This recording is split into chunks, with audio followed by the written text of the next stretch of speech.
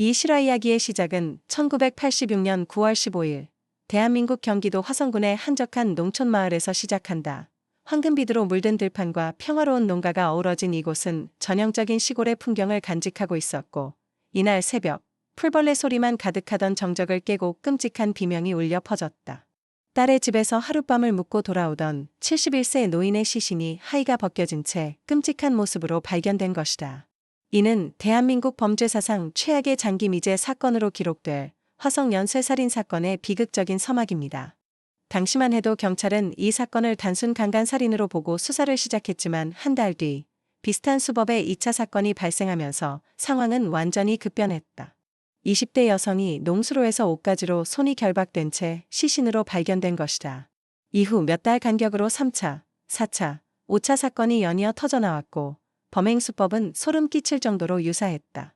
늦은 밤 귀가하는 여성을 노렸고, 대부분 비가 오는 날에 범행이 이루어졌다. 범인은 피해자의 속옷이나 스타킹 등 입고 있던 옷가지를 이용해 손발을 결박하고 목을 졸라 살해하는 잔혹함을 보였다. 평화롭던 화성 일대는 순식간에 공포의 도가니로 변했고, 해가 지면 사람들은 집 밖으로 나오길 꺼려했다. 여성들은 붉은색 옷을 입으면 범죄의 표적이 된다는 흉흉한 괴담에 떨어야 했고, 경찰은 여성들에게 바지를 입을 것을 권고하며 남편이나 가족들이 버스 정류장까지 마중 나오는 것이 일상처럼 돼버렸다. 보이지 않는 살인마의 그림자는 작은 농촌 마을 전체를 집어삼키고 있었다. 사건이 연쇄살인임이 명백해지자 경찰은 전례 없는 규모의 수사 인력을 투입했고, 단일 사건에 투입된 연인원 205만 명, 이는 당시 대한민국 경찰 역사상 최대 규모였다. 군대까지 동원되어 범인이 숨어있을 만한 야산과 논두렁을 샅샅이 뒤졌다. 용의선상에 오른 사람만 2만 명이 넘었고, 수사 기록은 방 한쪽을 가득 채울 정도로 쌓여갔다.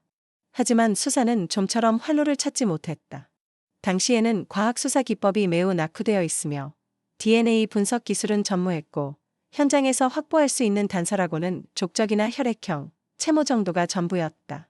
범인은 교활하게도 현장에 지문 하나 남기지 않았고, 유일하게 반복적으로 검출된 용의자의 혈액형은 B형이었지만 이는 너무나 흔한 혈액형이라 수사망을 좁히는 데 큰 도움이 되지 못했다.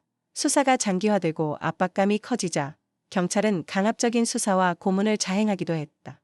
이 과정에서 수많은 억울한 용의자들이 고통을 겪었고, 특히 1988년에 발생한 8차 사건의 범인으로 검거된 윤성여 씨는 경찰의 가혹행위 끝에 허위 자백을 하면서 무기징역을 선고받고 20년간 억울한 옥살이를 해야 했다. 이 사건은 훗날 진범이 밝혀지면서 대한민국 사법 시스템의 어두운 단면을 보여주는 비극으로 남게 되었다. 시간은 속절없이 흘렀고 1991년 4월 10차 사건을 마지막으로 살인마의 행적은 끊겼다.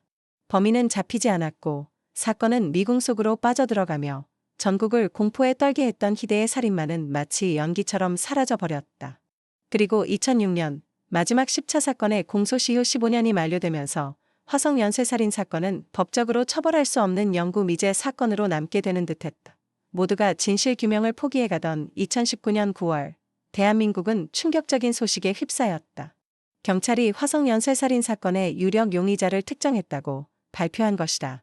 사건 발생 33년 만의 일이었고 진실의 문을 연 것은 바로 과학의 집념이었다.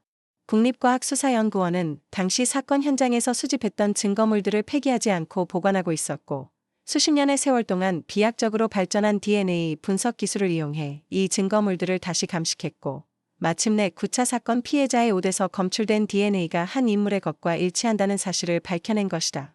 DNA의 주인은 이춘재.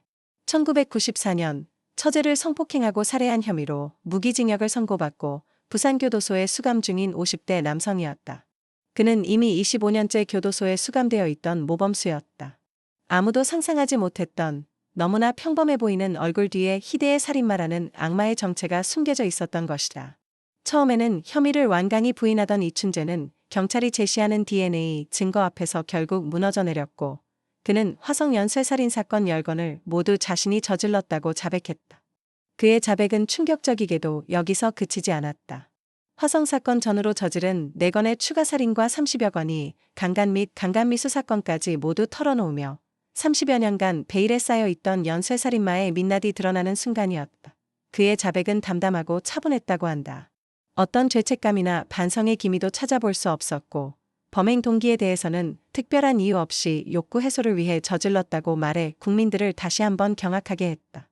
이로써 이춘재의 자백으로 33년간 대한민국을 짓눌렀던 공포의 연대기는 막을 내렸다. 하지만 진실이 밝혀졌다고 해서 모든 상처가 치유된 것은 아니었다. 억울하게 옥살이를 했던 윤석열 씨는 재심을 통해 무죄를 선고받았지만 그의 잃어버린 20년의 세월은 무엇으로도 보상받을 수 없었고 사랑하는 가족을 잃고 평생을 고통 속에 살아야 했던 유가족들의 한도 풀리지 않았다. 화성 연쇄살인 사건은 우리에게 많은 것을 남기고 갔다. 범죄의 잔혹함, 과거 수사 시스템의 한계, 그리고 결코 사라지지 않는 피해자들의 고통을 일깨워 주었고, 또한 아무리 오랜 시간이 지나더라도 과학적 진실은 결국 모습을 드러낸다는 교훈을 남겼다. 비록 공소시효가 지나 법적인 처벌은 불가능하지만 이춘재의 이름과 그의 범죄는 대한민국 역사에 영원히 지워지지 않는 상흔으로 기록될 것입니다. 이 사건이 우리 사회에 남긴 가장 중요한 교훈은 무엇이라고 생각하시나요? 오늘 이야기는 여기까지입니다.